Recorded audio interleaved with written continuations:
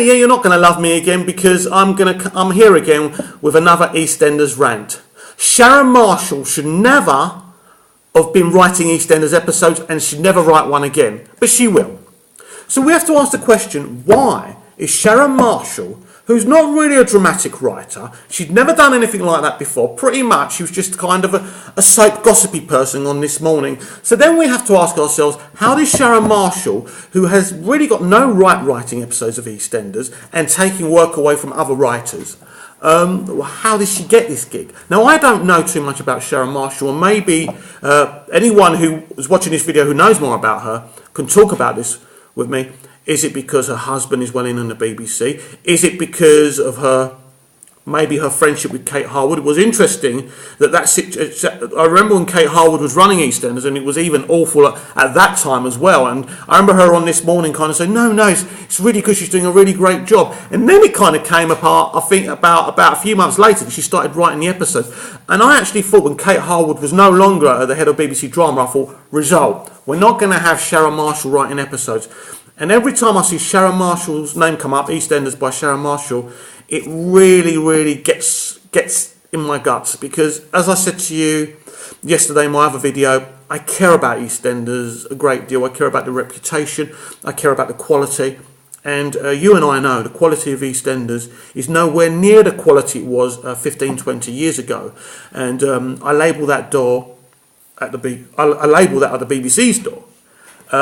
We've had Lorraine Newman, we've had Brian Kirkwood, we've had Kate Harwood. We've had 3 really bad eras of EastEnders. Now, when you look at Brian Kirkwood, whose both stints at Hollyoaks have been legendary. His current stint on Hollyoaks, it's an amazing show. You can't miss it. It's brilliant. So then you have to say, well, how can a brilliant storyteller, a brilliant EP like Brian Kirkwood come over to EastEnders and get it so wrong? Well, then you have to look at the employers. You have to look at the BBC. You have to assume that the BBC want it to be soft-core. They don't want it to be a hard-hitting, compelling show anymore. Ever since the baby swap story, they've become like scared little children. But that's another discussion for another time. But you have to ask the BBC this: why and how? How dare Sharon Marshall write episodes of EastEnders? As I say, what dramatic written experience has she got? Maybe she writes a few columns in some paper. That doesn't give you the CV to start writing episodes of EastEnders. Why? And you look at the episodes of EastEnders she writes. They're always juvenile. Now let's get this straight. The person who writes the episodes it's not up to them what really happens. What happens is the showrunner, aka Dominic Treadwell Collins or Lorraine Newman, will say, right, you're writing this episode. You can do things along kind of a context that you want, but I want this, that, and the other to happen. And that's what normally happens with any kind of continuing drama. But I have been against this from day one. I don't understand how it's happened. I mean, I want the BBC, I want Sharon Marshall to come out and say, I'm able to write EastEnders because of blah, blah, blah. My point is, if Sharon Marshall can write episodes of EastEnders, then so should I and so should you. Because I write stuff amateurly. So I've got kind of experience of writing stuff. Why can't I write episodes of EastEnders? Why can't everyone who pays the licence fee write episodes of EastEnders? If we're just literally saying anyone can write episodes of EastEnders just because they've been on This Morning and they've talked about soaps. No, Sharon Marshall's been really clever over the years. She's made really important friendships with people who are influential at the BBC and in soap. You know that and I know that. And this is how she's got her little gig on EastEnders. Now, when Dominic Treadwell Collins took over, I thought, brilliant. He's going to get rid of her. He's going to have his own writing team, which he has got his own writing team. But still, Sharon Marshall is still writing episodes of EastEnders. And again, I'm going to ask, how can this be done and how can it be undone? Because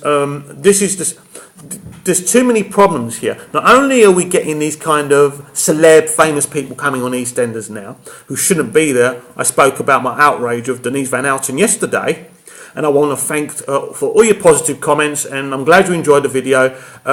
It's my responsibility to talk to the people who understand what's going on with EastEnders, who look, just because EastEnders wins an award or something like that, or gets 5 or 6 million viewers, it doesn't mean everything in the garden's rosy, because everything in the EastEnders garden hasn't been rosy for over a decade now. I'm talking to you, and I want to thank you for your positive response for that video. And I hope you're enjoying this one too, because this is actually a more important issue than the Denise Van Outen one, because this is someone who now, I think, for just under 10 years, 5, 6, 7 years, I don't know, she's been able to write on the show, and nobody seems to kind of say anything about it. I suppose the rest of you think it's cool that Sharon Marshall gets to write episodes of EastEnders, but I don't.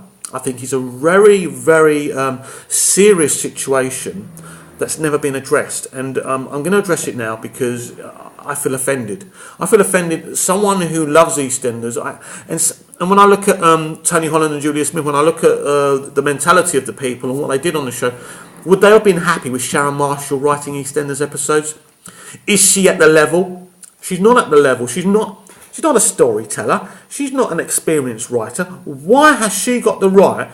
I'm a fan. She's a fan. Look, she comes across as a lovely, hyper, lovely lady, always smiley, loves the soaps. I love the soaps, and that's great, and I'm sure she's lovely. But we're not having that discussion if Sharon Marshall's lovely or not. I'm having the discussion she's writing EastEnders episodes when she shouldn't. And as usual, no one from EastEnders will come out to talk about this in an open discussion with a fan, because of course we're down there and they're up there, and they can do what they want, can't they? Even though you lot are the licence fee payers. I don't pay my licence anymore because I live in Cyprus, but you do. So surely EastEnders fans, those of you who are not happy with what's going on, like me, surely you own this show because you pay for it. And if you pay for something, you have a right. If you're paying for a product and you're consuming that product, surely you've got a right to say what happens or what doesn't. It doesn't mean everything that you want happens, but there should be a conversation, shouldn't there? But there's not a conversation because they don't respect us. They don't care what we think. They don't care what we want. All they care about is what they want to do, and stroke each other's hair and say how brilliant they all are and pad each other's egos. Well, the peasants are revolting, BBC. The peasants are revolting, Dominic Treadwell-Collins, and we've had enough. And we're coming to a stage where we're not going to watch EastEnders anymore, and it's going to happen. You may not think it will happen from a little video on YouTube, but it will. You need to start listening to us. And one thing the fans of EastEnders don't want, a high majority of them anyway, do not want or think that Sharon Marshall should be writing episodes of EastEnders. If you look back at her episodes, not particularly great either. So why is she doing it? What advantage is Sharon Marshall writing episodes of EastEnders? What advantage is that to me or Joe Bloggs down the road, who pays his licence fee, who doesn't get a say in the matter? Basically, it's friends giving each other work, and that's not the morals that the BBC was built on. The BBC always has been and always is a wonderful thing, and I love it and I support it. And one of the reasons I hope that we get a change of government is because I don't believe this government is supportive of the BBC. I think they're a great institution, and I love the dramas they make. Apart from EastEnders, when you look at all the dramas they make, as I've said before, Holby and Casualty, beautiful. Oliver Kent, I'm a big fan of Oliver Kent because his name is executive producer of Casualty and Holby, and they're wonderful shows, and that's something else I've been battling for, to have Oliver Kent be the executive producer of EastEnders. Now, the reason for that is he's a kind of executive producer who doesn't do the writing. He's more the boss's boss, if you like. And I think that's how Casualty and Holby work better than EastEnders. I believe if we are going to keep Dominic Treadwell-Collins, if that's what the BBC want, that's fine. But I honestly do believe this. I would like Dominic to be answerable to someone, because he's not. And that's how he's making mistakes. So if Oliver Kent was the boss, the proper boss, and Dominic Treadwell-Collins was still running EastEnders, he would have to answer to Oliver Kent, who has great experience and knows what he's doing. And that's what I'd like. Going forward, that's what I'd like. Oliver Kent at least to be there as the top man. And you'd slowly see EastEnders improving, because he could really show Dominic where he's going wrong. And he's going wrong in a lot of places. That's the end of the video. We'll speak again. See you later. Bye.